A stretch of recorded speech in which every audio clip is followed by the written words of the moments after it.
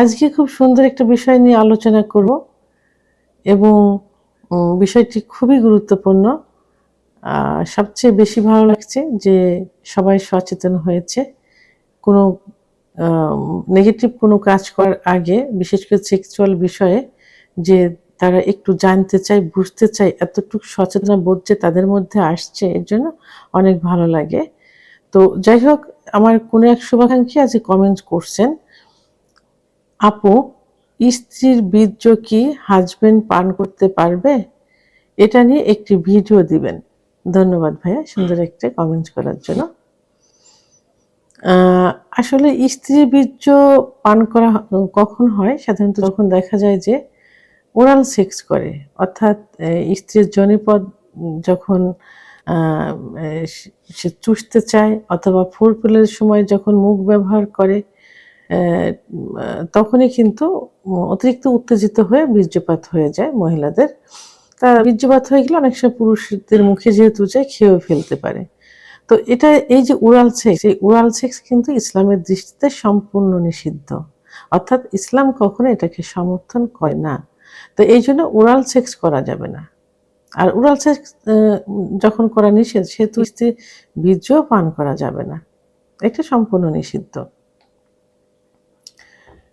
আর বীর্য কিন্তু একটা নাপাক জিনিস, আর নাপাক জিনিস অবশ্যই এটা হারাম। আর বীর্য পান করা বিকৃতি রুচির একটি পরিচয়, যার মধ্যে যেটা রুচিহীনতার পরিচয়। কারণ এই বীর্য অনেক সময় যদি পরিষ্কার পরিচ্ছন্নর অভাব থাকে এবং এর মধ্যে যদি যৌনবাহিত রোগ থেকে থাকে, এই রোগগুলো কিন্তু সুপ্ত অবস্থায় থাকে। আর এগুলো অনেক সময় প্রকাশ পায় না, একমাত্র ব্লাডের সঙ্গে সংযুক্ত থাকে। ব্লাড পরীক্ষার মাধ্যমে বোঝা যায় যে তার এটা সমস্যা আছে কিনা। তো যদি জীবাণু দ্বারা আক্রান্ত থাকে, তাহলে সেই জীবাণু কিন্তু স্বামীর মধ্যে চলে যাবে, বিশেষ করে যৌনবাহিত যে সমস্যাগুলো থাকে, রোগগুলো থাকে। অনেক সময় দেখা যায় যে সিফিলিস, গনোরিয়া জীবাণু, এসটিডি ইত্যাদি হয়ে থাকে। আবার অনেক সময় এর কারণে কিন্তু অনেকের দেখা গেছে যে মুখে ক্যান্সার পর্যন্ত হয়ে গেছে। তাহলে এই বীর্য কখনোই পান করা যাবে না, বিশেষ করে যোনিপথে মুখ না দেওয়াই উচিত। সর্বোচ্চ কি করতে পারেন, সুন্দর সহবাসের পূর্বে সুন্দরভাবে পরিষ্কার পরিচ্ছন্ন হয়ে ইসলামের নীতি অনুযায়ী ওখানে একটা আলতোভাবে চুমা দেওয়া যেতে পারে। অনেক ডাক্তাররাই মানে অল্প কিছু সংখ্যক ডাক্তার কিন্তু বলে থাকেন যে বীর্যে প্রোটিন থাকে, হ্যাঁ? আর এই জন্য বীর্য পান করলে কোনো সমস্যা হয় না, সেটা কিন্তু সীমিত সংখ্যক ডাক্তার বলে থাকেন। তবে যে পরিমাণ প্রোটিন থাকে, সে পরিমাণ প্রোটিনে কিন্তু কোনো উপকার হয় না। তো শরীরে কোনো উপকার হয় না, সেহেতু অবশ্যই বীর্যপান করা যাবে না।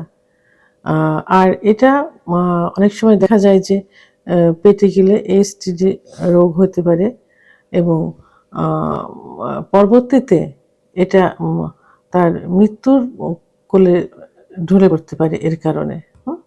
তো কারণ এটাতে যে জীবাণুগুলো থাকে, সে জীবাণু কিন্তু সুপ্ত অবস্থায় থাকে। তা সেহেতু স্ত্রীর বীর্য কখনোই পান করা যাবে না। ভিডিওটি সম্পর্কে যদি কোনো মতামত থেকে থাকে অবশ্যই কমেন্টসের মাধ্যমে জানাবেন। আর ভিডিওটি ভালো লাগলে লাইক, কমেন্ট, সাবস্ক্রাইব করে আমার সঙ্গে থাকুন। আল্লাহ হাফেজ।